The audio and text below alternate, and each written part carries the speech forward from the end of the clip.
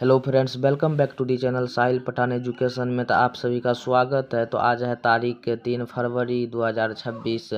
तो आज का सेशन शुरू करने से पहले अगर आप लोगों को लेक्चर का पीडीएफ चाहिए तो टेलीग्राम चैनल ज्वाइन कर लीजिएगा और साथ ही साथ चैनल को सब्सक्राइब भी कर लीजिएगा आप लोग जो न्यू है।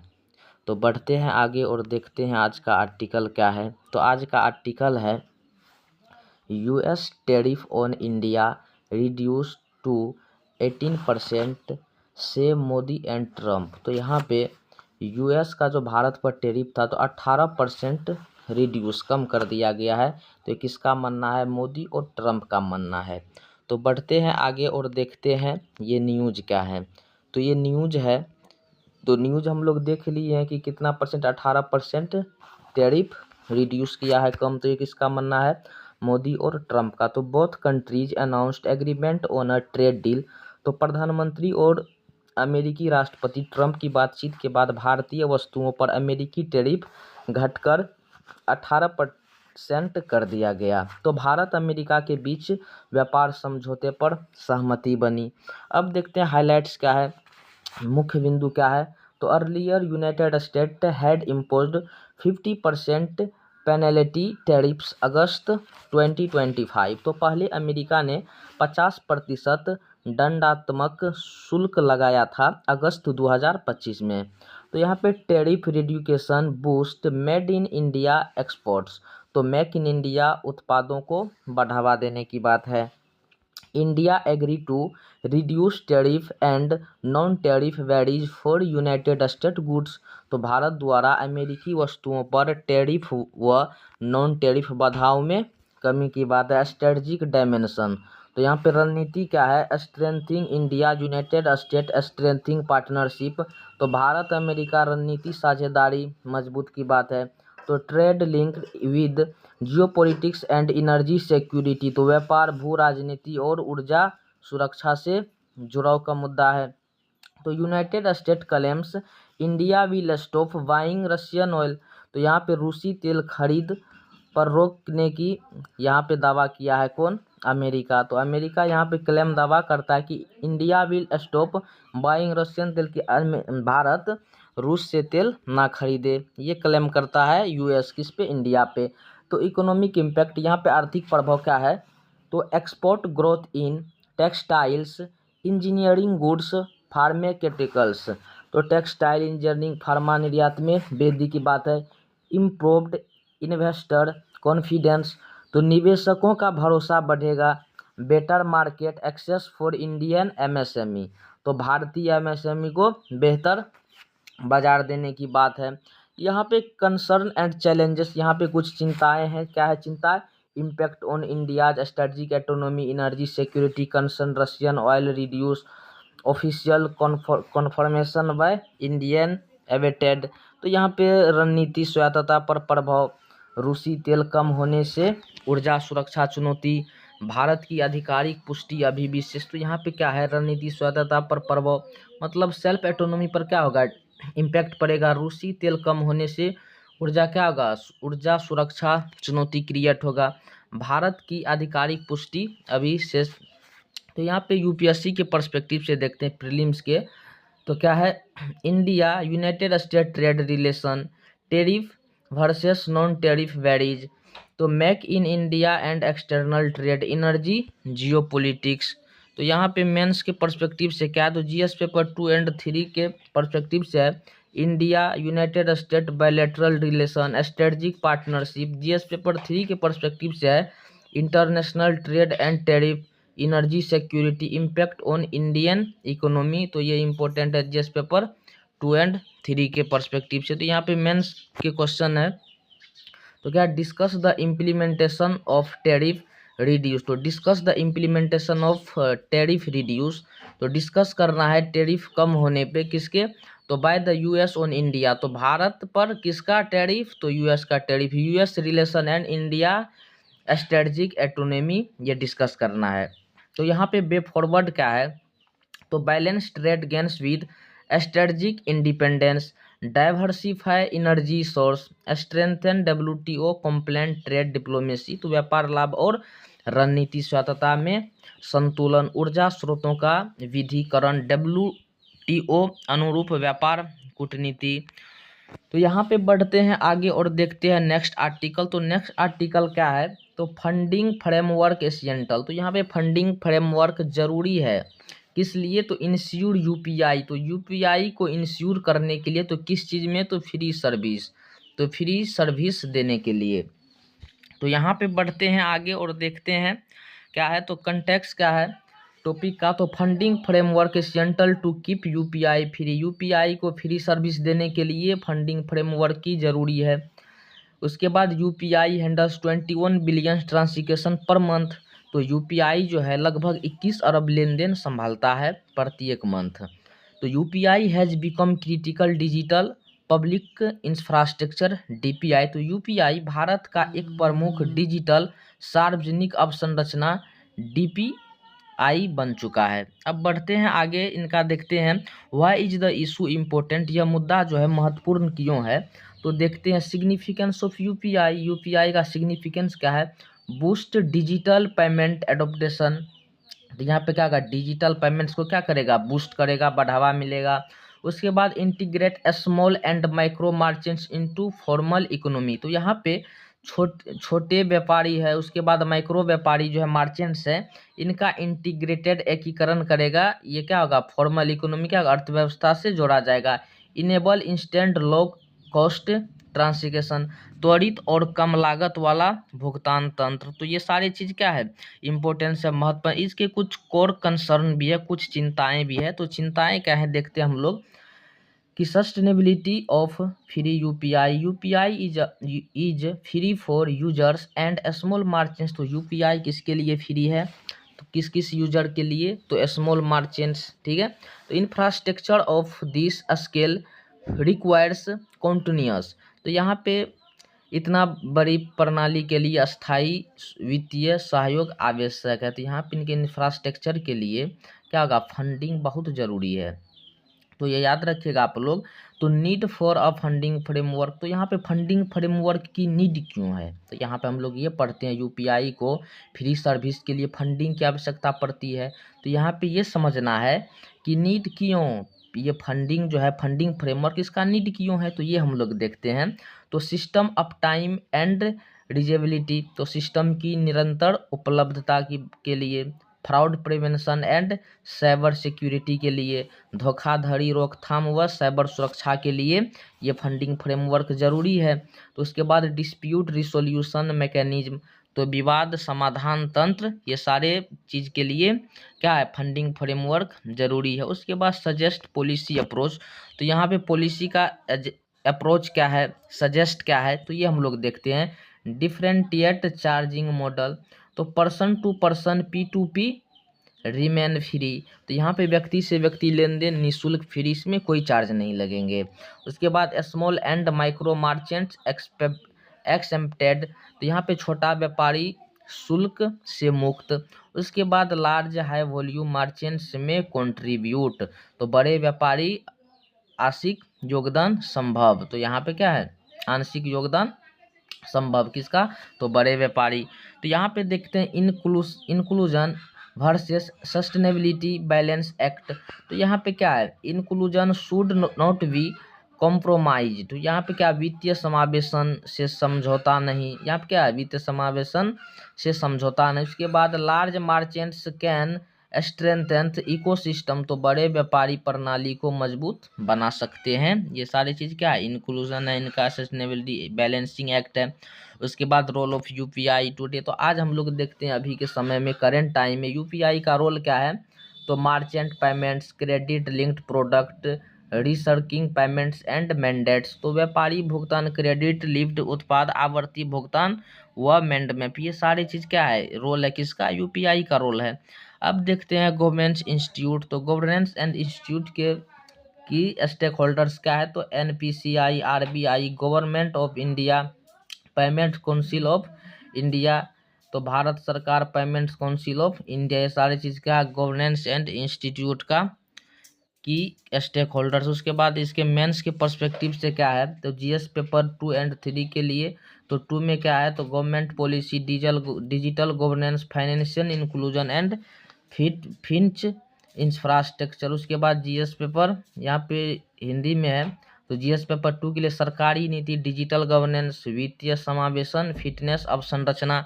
अब यहाँ पे मेंस के क्वेश्चन पर्सपेक्टिव से देखते हैं, तो मेंस का पर्सपेक्टिव से क्या है, UPI as a digital public infrastructure must balance financial inclusion with economic sustainability, discuss 250 word. तो यहाँ पे 250 वर्ड में 250 वर्ड में लिखना है, डिस्कस करना है मेंस के। यहाँ पे देखते हैं हम लोग आर्टिकल, नेक्स्ट आर्टिकल क्या है, तो नेक्स्ट आर्टिकल हम लोग यहाँ पे समझते हैं। नेक्स्ट आर्टिकल तो क्या है, how can adaptive testing we adopted in India. तो यहाँ पे हाउ कैन एडेप्टिव टेस्टिंग, तो मतलब how can adaptive testing we adopted in India. तो एडेप्टिव टेस्टिंग जो है ये हम लोग भारत में कैसे इसका एडोप्टेड कर सकते हैं, लागू कर सकते हैं, ये समझना है। उसके बाद ये भी समझेंगे कि एडेप्टिव टेस्टिंग है क्या, ये वेरी इंपॉर्टेंट टॉपिक है, बहुत महत्वपूर्ण टॉपिक है, ये डिस्कस करते हैं, बढ़ते हैं आगे। तो प्रीलिम्स के पर्सपेक्टिव से क्या बहुत इंपॉर्टेंट टॉपिक है।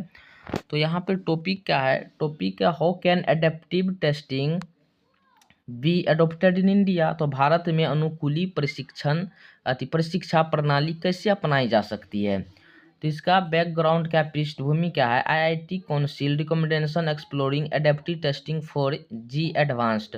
तो यहाँ पे आईआईटी काउंसिल ने जेई एडवांस्ड को एडेप्टिव बनाने का सुझाव दिया है। तो यहाँ पे ध्यान दीजिएगा, तो आईआईटी काउंसिल किसको दिया है, जी एडवांस को एडेप्टिव बनाने का सुझाव दिया है, ये याद रखिएगा प्री के लिए।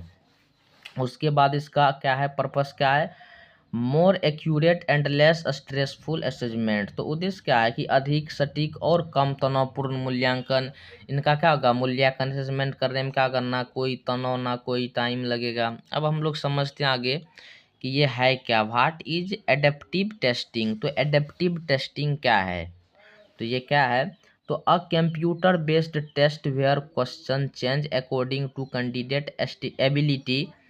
तो ये क्या है, यह एक कंप्यूटर आधारित परीक्षा है जिसमें प्रश्न उम्मीदवार की क्षमता के अनुसार बदलते हैं।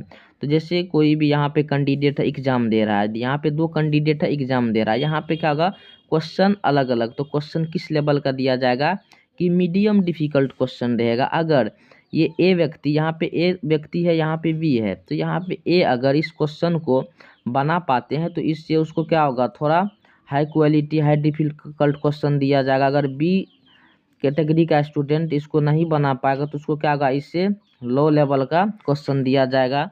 तो ये क्या है, कंप्यूटर बेस्ड टेस्टिंग है, change according to candidate ability. तो ये कैंडिडेट के एबिलिटी के अकॉर्डिंग क्वेश्चन चेंज होता है। तो बेस्ड ये किस चीज़ पर बेस्ड है, तो यह based on them response theory. तो IRT पर बेस्ड है। Not all candidates get the same question. तो यहाँ पे क्या, सभी उम्मीदवारों को समान प्रश्न नहीं मिलते हैं। उसके बाद देखते हैं हाउ डज इट वर्क, यह काम कैसे करता है, ये हम लोगों को समझना है। तो test start with a medium difficulty question. तो ये क्या होता है, मीडियम डिफिकल्ट क्वेश्चन दिया जाता है। उसके बाद करेक्ट आंसर, तो यहाँ पे ध्यान दीजिएगा, सही उत्तर करेक्ट आंसर अगर दिया जाता है, दे देगा कैंडिडेट, तो उसको क्या होगा, उससे हाई क्वालिटी हार्ड क्वेश्चन दिया जाएगा। अगर क्वेश्चन गलत किया, रॉन्ग क्वेश्चन गलत कर दिया क्वेश्चन, तो उसको इजियर क्वेश्चन दिया जाएगा, ये याद रखिएगा। उसके बाद हम लोग यहाँ पे देखते हैं, तो इसका हुआ है एडेप्टिव टेस्टिंग। तो एडेप्टिव टेस्टिंग क्यों, तो क्यों, तो assess conceptual clarity not rote learning. तो अवधारणात्मक सुझाव का मूल्यांकन, यहाँ पे रट के कोई सीखता नहीं है, नहीं सीखने की बात है, तो नॉट रोट लर्निंग। उसके बाद fewer but better target question. तो कम लेकिन अधिक प्रभावी प्रश्न।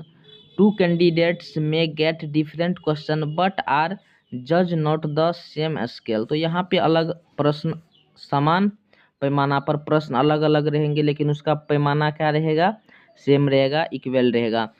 तो यहाँ पे देखते हैं इसका ग्लोबल एक्सपीरियंस क्या है। तो used by GRE GMAT for over 25 years. तो इसका जो है एडेप्टिव का, तो इसका प्रयोग GMAT जैसी परीक्षाओं में 25 वर्ष से उपयोग किया जा रहा है। Scientifically valid and internationally accepted, तो यहाँ पे वैज्ञानिक रूप से प्रमाणित प्रणाली है। उसके बाद लीगल कॉन्स्टिट्यूशनल कंसर्न क्या है, कानूनी चुनौतियाँ चिंताएँ क्या है, तो यहाँ पे आर्टिकल 14 राइट टू इक्वलिटी की बात करती है, लेकिन यहाँ पे क्या है, इनइक्वलिटी है। एवरी स्टूडेंट क्वेश्चन, सबको क्या है, अलग अलग टाइप के क्वेश्चन मिलते हैं, लेकिन मार्किंग क्या है, एक है, लेकिन क्वेश्चन क्या है, अलग अलग तरह के मिलते हैं, याद रखिएगा। उसके बाद equality of 10 misunderstood as same question paper for all, तो समानता को अब अक्सर सभी को समान प्रश्न माना जाता है। अगर यहाँ पे एक ही एग्जाम के लिए इक्वलिटी क्या है, अगर एक ही एग्जाम के लिए एक ही तरीका का प्रश्न सभी स्टूडेंट को दिया जाए तो इक्वलिटी है। लेकिन यहाँ पे क्या है, एग्जाम एक है लेकिन क्वेश्चन सभी कैंडिडेट को अलग अलग तरीका के दिया जाएगा, तो ये एडेप्टिव टेस्टिंग इसी को बोला जाता है, स्टूडेंट के अकॉर्डिंग दिया जाता है। तो यहाँ पे क्या है, सेम क्वेश्चन पेपर, तो ये क्या, इक्वलिटी ऑप्शन, इसको इक्वलिटी माना जाता है, लेकिन यहाँ पे क्या इनइक्वलिटी माना जाएगा। Risk of litigation if algorithm is not transparent, तो एल्गोरिथम पारदर्शी न होने पर कानूनी जोखिम की बात बताया जा रहा है। उसके बाद इसका चैलेंज इन इंडियन कंटेक्स्ट, तो भारत की संदर्भ में चुनौती क्या क्या है तो देखते हैं। Trust deficit among candidates and parents, तो यहाँ पे क्या है, अभ्यर्थियों और अभिभावकों में विश्वास की कमी। उसके बाद डिजिटल इंफ्रास्ट्रक्चर इशू, तो यहाँ पे क्या होगा, टियर 2/3 शहरों में तकनीकी समस्याएं हैं। Digital security and question leakage risk, तो डेटा सुरक्षा व प्रश्न लीक का खतरा हो सकता है। ये भारत की संदर्भ में क्या चुनौती है, ये मेंस में आप लोग इसको ऐड कर सकते हैं आंसर राइटिंग में, तो ये याद रखिएगा। उसके बाद हम लोग आगे देखते हैं, how can it be is, तो समाधान क्या है, तो ये चुनौतियाँ जो है, ये चुनौती जब भी हम लोग पढ़े तो इसमें समाधान क्या है, तो समाधान है build large celebrated question bank, तो बड़े और मानकीकृत प्रश्न बैंक की जरूरी है। Transparent documents and equity edits, पारदर्शी तकनीकी दस्तावेज की जरूरी है। रोबस्ट ग्रीवेंस रेड्रेसल्स सिस्टम, तो मजबूत शिकायत निवारण तंत्र की आवश्यकता है। अब यहाँ पे देखते हैं कि आईआईटी काउंसिल रोड मैप, तो आईआईटी काउंसिल का रोड मैप क्या है, प्रपोज 2 ईयर ट्रांजिशन, तो ये 2 ईयर्स 20 से 2026 के लिए प्रपोज किया गया है। Free and optional adaptive mock test from 2026। उसके बाद ग्रेजुअल फेमिलियर ऑफ स्टूडेंट, तो विद्यार्थी को इससे क्या करना है, परिचित कराना है, छात्रों को धीरे धीरे प्रणाली से परिचित कराने की बात है। उसके बाद यूपीएससी के रिलेवेंस से देखते हैं, तो जीएस पेपर 2 के लिए governance, equality, constitutional values, GS paper 4 के लिए एथिक्स, फेयरनेस इन एवल्यूशन। उसके बाद एसए के लिए एजुकेशन रिफॉर्म्स एंड टेक्नोलॉजी, ये क्या है, रिलीवेंस यूपीएससी के रिलीवेंस है, याद रखिएगा आप लोग। उसके बाद बढ़ते हैं आगे, देखते हैं इनका निष्कर्ष, देखते हैं क्या है, तो adaptive testing can improve fairness, precautions and equality assessments. Success depends on trust, transparency and technology, तो एडेप्टिव टेस्टिंग से निष्पक्षता, सटीकता और गुणवत्ता बढ़ सकती है। सफलता का आधार विश्वास, पारदर्शी और तकनीक की बात है, ये निष्कर्ष है, कंक्लूजन है। तो बढ़ते हैं आगे और देखते हैं next article. This article is very very important for UPSC, याद रखिएगा आप लोग, इसको अच्छा से समझिएगा। तो ये क्या है, तो difference between sex and gender adequately defined in teacher training material, NCERT tell Supreme Court. तो यहाँ पे एनसीईआरटी सुप्रीम कोर्ट से कहते हैं, क्या कहते हैं कि डिफरेंस बिटवीन, तो यहाँ पे डिफरेंस बिटवीन किन के बीच, तो सेक्स एंड जेंडर, लैंगिक और लिंग के बीच, तो इन पर्याप्त है। Defined in teacher training materials, तो यहाँ पे किस में कमी है, तो यहाँ पे टीचर ट्रेनिंग को, शिक्षक प्रशिक्षण को, सामग्री को यहाँ पे बोला गया अच्छा करने के लिए, रिफॉर्म करने के लिए, कौन, तो एनसीईआरटी बोले हैं सुप्रीम कोर्ट से। तो बढ़ते हैं आगे और देखते हैं आज का टॉपिक क्या है। टॉपिक देख लिए, न्यूज भी देख लिए, समझ लेते हैं क्या है। तो ये न्यूज भी हम लोग समझ लिए हैं कि difference between sex and gender and comprehensive security education, CSE. उसके बाद द हिंदू का रिसोर्स है, इंस्टीट्यूशन, एनसीईआरटी और सुप्रीम कोर्ट की बात है। तो यहाँ पे हम लोग समझते हैं कि एनसीईआरटी क्या कह रही है सुप्रीम कोर्ट से, ये भी देख लिए हैं। अब यहाँ पे समझना है कि सेक्स जो होता है, सेक्स एंड जेंडर में डिफरेंस समझना है। Sex that is biological process, gender that is social construct. तो ये याद रखिएगा, टर्म बहुत बहुत इंपॉर्टेंट है, ये आप लोग याद रखिएगा। सेक्स क्या है? बायोलॉजिकल। उसके बाद जेंडर क्या है? सोशल कंस्ट्रक्ट है। तो यहाँ पे बढ़ते हैं आगे, देखते हैं तो ये समाचार में क्यों है। तो ये समाचार में इसलिए कि एनसीईआरटी ने सुप्रीम कोर्ट को बताया कि लिंग और जेंडर का अंतर शिक्षक प्रशिक्षण सामग्री में स्पष्ट रूप से परिभाषित है। सेक्स मतलब जैविक बायोलॉजिकल प्रोसेस, जेंडर क्या है? सामाजिक संरचना है। ये सेक्स क्या बायोलॉजिकल है, ये ऑटोमेटिक होता है, लेकिन ये जेंडर जो है सामाजिक संरचना, ये समाज में बनाया जाता है मानव द्वारा। तो यह जब दिल्ली की एक कक्षा 12 की छात्र की याचिका में दिया गया, जिसमें ट्रांसजेंडर समावेशी समग्र यौन शिक्षा CSC को पाठ्यक्रम में शामिल करने की मांग की गई थी। एनसीईआरटी ने शिक्षकों के लिए प्रशिक्षण कार्यक्रम और क्षमता निर्माण पर जोर दिया, लेकिन पुस्तकों में सेक्स और जेंडर का स्पष्ट अंतर नहीं है। तो अगली सुनवाई कब होगी? 6 फरवरी को होगी, ये संभावित है, याद रखिएगा। आगे की कंसेप्ट क्या है? तो यहाँ पे की कंसेप्ट है सेक्स एंड जेंडर। तो सेक्स, लिंग, जेंडर। तो यहाँ पे सेक्स क्या है? Biological process, gender social construct. तो ये जन्मजात है। यहाँ पे ये क्या? जेंडर क्या है? समाज द्वारा निर्मित है। यहाँ पे क्या? Chromosome, autonomy. उसके बाद ये रोल्स एंड आइडेंटिटी एक्सप्रेशन। तो कॉन्स्टिट्यूशनल लीगल एंगल से क्या है? तो कॉन्स्टिट्यूशनल लीगल एंगल से NALSA versus Union of India 2014। तो transgender process recognised as third gender. तो राइट टू इक्वलिटी। उसके बाद इक्वलिटी एंड एजुकेशन की बात है यहाँ पर संविधानिक तौर पे। Constitutional legal angle. तो यहाँ पे देखते हैं article 14, 15, 20 on equality and life with dignity. तो यहाँ पे समानता और जीवन के साथ डिग्निटी की बात, गरिमा की बात हुआ है। उसके बाद यहाँ पे education and social justice angle. तो यहाँ पे issue due to absence of CSC, invisibility of transgender students, stigma and misinformation, bullying and social exclusion. NCERT का रिस्पॉन्स क्या है? एनसीईआरटी का कहना है कि focus on teacher training not textbook. तो यहाँ पे एनसीईआरटी का कहना है कि किस पे फोकस करने के लिए? टीचर ट्रेनिंग पे, शिक्षक प्रशिक्षण पर, नहीं टेक्स्ट बुक पर। Capacity building programme across state. तो स्टेट में कैपेसिटी बिल्डिंग प्रोग्राम की बात किया जा रहा है। उसके बाद यूपीएससी प्रीलिम्स के पर्सपेक्टिव से एनसीईआरटी का फुल फॉर्म होता है national council of educational research and training. यहाँ पे sex not equal to gender. तो gender is a social construct. तो NALSA जजमेंट ईयर 2014। तो यहाँ पे किस जजमेंट के तौर पे बताया गया है? तो NALSA जजमेंट किस वर्ष? तो 2014 के। तो यहाँ पे देखते हैं यूपीएससी मेंस के पर्सपेक्टिव से। तो GS पेपर 2 के लिए education reforms, vulnerable section, transgender rights, role of institution, NCERT and Supreme Court. GS paper 4 के पर्सपेक्टिव से ethics of inclusion, dignity and social justice. उसके बाद मेंस प्रैक्टिस क्वेश्चन का, मेंस के लिए discuss the importance of integration and transgender inclusive comprehensive sexuality education in school curriculum examine NCERT approach in light of constitutional values. ये लिखना है, discuss mains के लिए क्वेश्चन है, तो ये आप लोग ट्राई कीजिएगा। बढ़ते हैं आगे, देखते हैं क्या है। तो यहाँ पे आंसर राइटिंग के लिए कुछ कीवर्ड्स दिया गया है।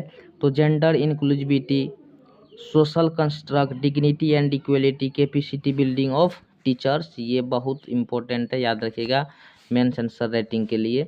तो ठीक है, तो आज का लेक्चर यहीं समाप्त करते हैं। Thank you.